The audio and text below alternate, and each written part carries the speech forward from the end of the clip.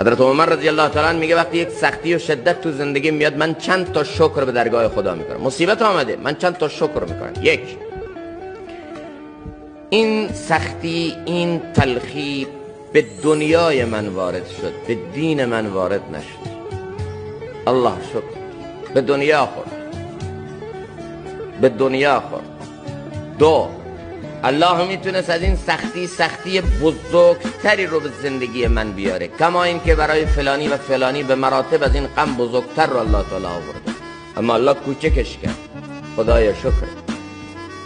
سه، این که من در این تلخی و سختی فهمیدم این از جانب الله و بر این دارم صبر میکنم و با صبر دارم خدا رو به دست میارم. این شعور در من ایجاد شده که از این سختی فرصت بسازم و به خدا نزدیکتر بشم. این هم شکر لازم داره. الله شکر. ماییم، زاویه دید ماست که به سختی ها چطور نگاه میکنیم.